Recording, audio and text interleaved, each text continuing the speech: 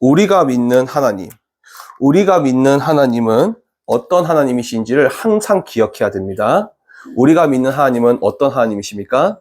창세기 1장 1절 말씀에 천지를 창조하신 창조주 하나님이십니다. 그래서 모든 주권이 역대상 29장 10절에서 14절 말씀에 모든 주권은 하나님 손에서 움직이고 계십니다. 그래서 사무엘상 2장 6절에서 7절 말씀에 살리시는 것도 죽이시는 것도 높이시는 것도 낮추시는 것도 모든 것이 하나님 손 안에 있는 것이에요. 그래서 무조건 살린다, 무조건 높인다, 무조건 부하게 한다. 그게 응답이 아니라는 거예요. 또 반대로 무조건 낮춰진다, 무조건 죽는다, 무조건 가난하게 한다. 그게 저주가 아니라는 겁니다. 한 예를 들어볼까요? 저 삼성의 이병철 회장이 모든 것을 다 가졌는데 뭡니까? 하나님 한 분 없으니까 어때요? 결국에는 무너지는 인생이에요. 반대로 우리는 부족하고 연약한데 하나님 한 분 있어서 영원히 천국 갈 수 있는 하나님 자녀가 된 겁니다. 물고기가 아무리 많은 걸 다 가져도 물 하나 없으면 말짱 도루묵이잖아요. 그래서 절대 속으시면 안 된다는 거예요. 죽는다고 다 저주가 아니라는 거예요. 결국은 뭡니까? 하나님을 만났냐 안 만났냐 그게 그런 말이에요. 그래서 하나님은 요한복음 4장 23절 24절 말씀에 뭡니까? 하나님은 영이시니 하나님은 뭡니까? 영적인 존재입니다. 그래서 그 하나님의 형상대로 창조된 것이 누구다? 사람이다. 자, 그런데 그 하나님의 형상대로 창조됐다면 무슨 말입니까? 창세기 2장 7절 말씀에 영혼을 가진 영적 존재로 만들어졌다는 뜻이에요. 영혼을 가진 영적 존재. 그래서 동물과 식물과 곤충은 영혼이 없기 때문에 하나님을 안 만나도 되고 하나님께 예배도 안 해도 되고 기도 안 해도 됩니다. 하나님과 함께 안 해도 돼요. 그런데 하나님의 형상은 영이신 하나님의 형상으로 만들어졌기 때문에 영혼을 가진 영적 존재로 만들어졌다는 뜻이에요. 그런데 그런 사람이 하나님을 떠남으로써 하나님과 하나님 형상 사이에 죄가 딱 막히게 되었습니다. 그때부터 어떻게 됩니까? 그 영혼이 잠든 게 아니에요. 그 영혼이 기절한 게 아니라니까요. 그 영혼이 오늘 읽으셨습니다. 에베소 2장 1절 말씀에 아예 죽어버린 겁니다. 아예 죽어버렸어요. 그때부터 그 사람의 인생의 주인은 누가 되는 겁니까? 사단, 마귀, 귀신이 그 사람의 인생의 주인이 딱 되는 거예요. 그러니까 뭐밖에 몰라요? 나밖에 몰라요. 뭐밖에 몰라요? 육신밖에 몰라요. 뭐밖에 몰라요? 저 이병철 회장처럼 성공밖에 몰라요. 그러니까 어떻게 합니까? 나중에 절에 한번 가보시면 또 아니면 우상숭배지에 가보시면 결국에는 나를 위해서, 내 새끼를 위해서, 내 육신의 안락함을 위해서, 내 인생의 성공을 위해서 비는 게 뭐죠? 우상숭배. 우상숭배는 하나님께 하는 것이 아니라 귀신에게 하는 겁니다. 그래서 우상숭배를 할수록 귀신과 교제하는 자가 된다 하셨어요. 결국 그 귀신은 출애굽기 20장 3절에서 5절 말씀에 가문의 영적 문제를 일으키는데 그 가문의 영적 문제가 한 사람의 성장 과정 속에서 그 영적 문제가 드러나는 것입니다. 어떻게 해요? 어떤 집은 가정 파탄으로, 어떤 집은 음란으로, 항상 이야기하죠. 이 눈을 떠야 돼요, 진짜로 이게. 한 사람 볼 때 이게 보여야 돼요. 그리고 어떤 사람은 무기력으로, 또 어떤 사람은 가난으로, 어떤 사람은 질병으로, 어떤 사람은 자살로, 어떤 사람은 단명으로, 여러 가지 형태로 드러나요. 그리고 이유도 모른 채 히브리서 9장 27절에 한 번 죽는데 그 이후에는 심판이 기다리고 있어요. 그 심판 이후에는 지옥이 기다리고 있죠. 그래서 하나님의 형상은 하나님을 만나면 되는 문제입니다. 어떻게 만날 수 있을까요? 이 죄를 해결해야만 하나님을 만날 수가 있는 것입니다. 그럼 이 죄를 어떻게 해결할 수 있습니까? 돈 많이 벌면 됩니까? 성공하면 됩니까? 또 뭡니까? 착하고 열심히 살고 부지런하고 옥에 티 없이 살면 됩니까? 그리고 내가 뭔가 세상에 업적을 남기면 됩니까? 성경은 이렇게 이야기하고 있습니다. 로마서 6장 23절에 죽어야만 그 죄를 해결할 수 있다 하셨어요. 그래서 하나님이 연약한 나를 위해, 원수였던 나를 위해, 죄인이었던 그 인간들을 위해서 하나님이 일방적으로 먼저 사랑하셔서 인간의 몸을 입고 이 땅에 오신 분이 예수 그리스도가 되시는 것입니다. 그래서 그 예수 그리스도가 어떻게 해요? 나의 죄를 위해 이렇게 십자가에서 마가복음 10장 45절 말씀에 나의 모든 죄를 뒤집어 쓰고 십자가에서 내 죄를 깨끗게 하신 참 제사장으로 오신 겁니다. 그리고 히브리서 2장 14절에서 15절 말씀에 부활하셔서 사단과 지옥의 권세를 이기신 참 왕으로 오신 거예요.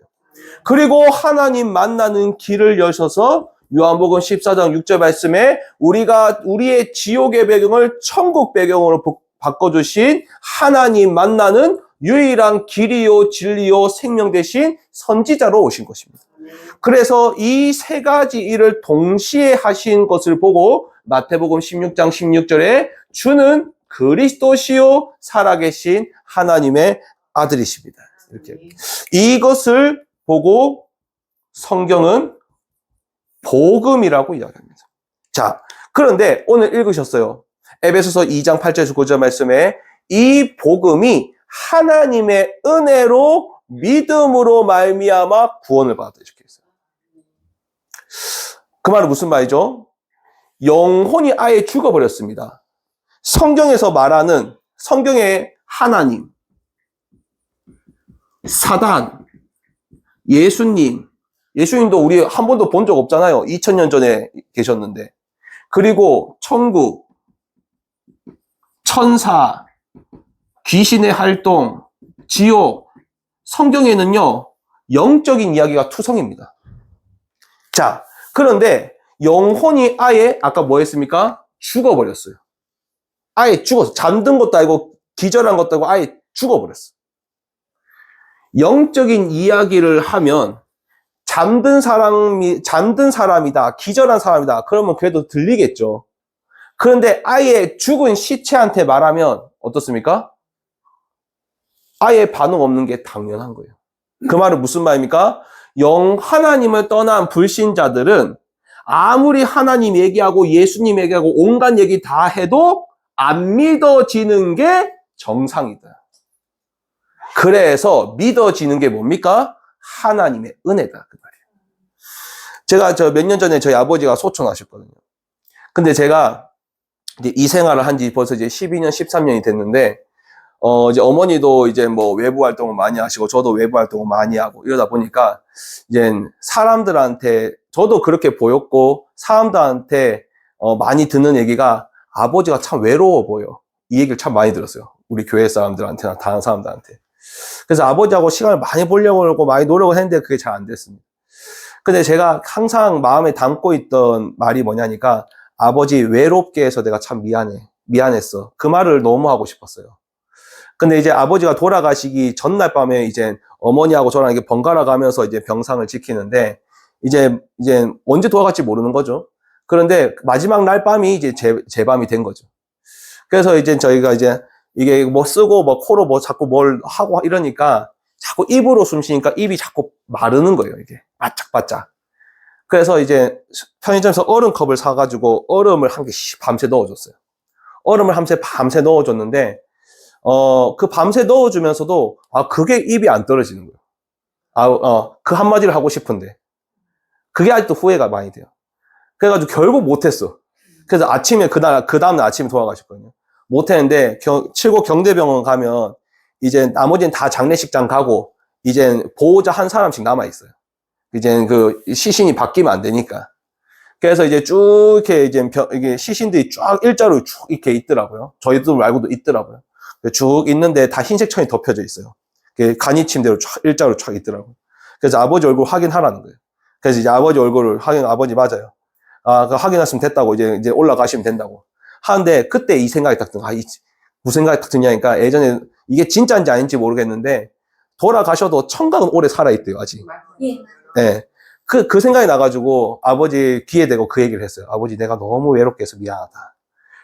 근데, 반응이 없어요. 왜 그렇죠? 죽어있기 때문에. 영혼이 죽어있다는 말, 무슨 말입니까? 영적인 얘기를 아무리 해도요, 뭡니까? 안 믿어지는 게 정상이에요. 그래서 에베소서 2장 8절에서 9절 말씀에 하나님의 은혜에 의하여 우리가요, 예수님이 믿어지고 하나님이 믿어지고 사단의 존재가 믿어지고 천국과 지옥이 믿어지는 게요, 내가 잘나서가 아니라 하나님의 은혜로 나에게 믿음을 주셔서 믿어지는 겁니다. 그래서 뭡니까? 하나님의 뭐다? 선물이다. 이렇게 적혀 있어요. 그럼 하나님은 언제부터 나에게 이 은혜를 주시려고 하나님은 작정하셨을까요? 에베소서 1장 4절에서 5절 말씀. 창세 전에 나를 택하시고 흠이 없고 거룩하게 하나님 자녀로 삼으시기 위하여 예수 그리스도로 말미암아 그의 아들로 삼으셨습니다. 그래서 하나님은 나를 창세 전에 나를 택하신 것입니다. 그래서 어떻겠습니까? 이병철 회장이 뭡니까? 충분히 자기가 살면서 얼마든지 들어올 수 있는 기회가 있었을 거 아닙니까? 또 마지막 죽음을 앞두고도 하나님 찾으려고 했잖아요. 근데 하나님 허락하지 않는 거예요. 하나님의 은혜로 택한 사람이 뭡니까? 하나님 자녀가 되는 것입니다. 그래서 요한복음 15장 16절 말씀에 너희가 예수님을 택한 것이 아니라 뭡니까? 예수님이 나를 택하여 세우노니. 그래서 우리가 진짜 하나님 앞에서 하나님이 나를 택하시고 부르시고 하나님이 나를 뭡니까? 하나님 자녀로 삼아 주신 것입니다. 그래서 여기서부터 뭐가 나오는 거예요? 감사가 시작이 되는 겁니다. 신앙생활은 감사로 해야 돼요. 헌금도 감사로 해야 돼요. 헌신도 감사로 해야 돼요. 예배 오는 것도 감사로 해야 돼요. 이것이 이 첫사랑을 잊어버리면 이젠 감사가 아니라 뭡니까? 뭔가의 목적과 동기로 신앙생활을 시작하게 됩니다. 구원은 받았겠지만은 이 땅에 사는 동안은 자꾸 뭡니까? 불신앙으로 살아가게 되죠. 왜? 내가 계획해놓은 대로 안 되니까. 내 기준대로 안 되니까. 감사로 시작하는 사람은 어떻습니까? 이유가 없습니다. 이미 다 받았으니까. 예수 그리스도로 말미암아 영원한 생명을 얻었다. 그래서 하나님, 내가 하나님의 은혜로 믿음을 주셔서 하나님 자녀, 하나님이 삼아 주셨구나. 행위에서 난 것이 아니라 했어요. 왜? 자랑하지 못하게 하시려고. 내가 잘나서 하나님 자녀가 됐다는 게 아니라는 것이죠. 하나님은 언제부터요? 그 구원을 계획하셨습니까? 창세 전부터 나를 구원하시려고 계획하셨습니다. 그래서 우리가 예수님을 택한 것처럼 보이지만 아닙니다. 예수님이 누구를 사용하셔서 나를 부르신 거예요. 그래서 하나님, 진짜 감사는 어디에서 시작이 돼야 되냐? 하나님이 나를 창세전에 구원을 계획하시고 하나님의 은혜로 누구를 만나게 하셔서 예수 그리스도를 믿게 하시고 영원한 천국 갈 수 있는 하나님 자녀로 삼아주신 것이 감사의 시작이 돼야 됩니다. 그래서 여기서 이병철처럼 뭐 많은 걸 안 누렸어도 결국 우리 최종 목적지는 어디입니까? 천국입니다. 본향이에요. 여기 모든 걸 다 누렸어도 절대 빠져나올 수 없는 저 지옥불에 있다면 그게 무슨 소용이 있겠습니까? 그래서 오늘 우리 사주공뿐만이 아니고 외간에 많은 아프고 힘든 분들이 뭡니까? 이곳에 와서 누구를요? 김태원 목사가 아니라 예수 그리스도를 믿고 하나님 자녀가 돼야 됩니다. 천국, 교회를 왔다 안 왔다가 그거보다 더 중요한 것이 뭡니까? 하나님 자녀가 되는 게 더 중요합니다. 헌금을 많이 냈다가 중요한 것이 아니라 성경을 달달달 외운 것보다 더 중요한 게 뭡니까? 예수님을 그리스도로 믿고 하나님 자녀가 되는 게 더 중요합니다.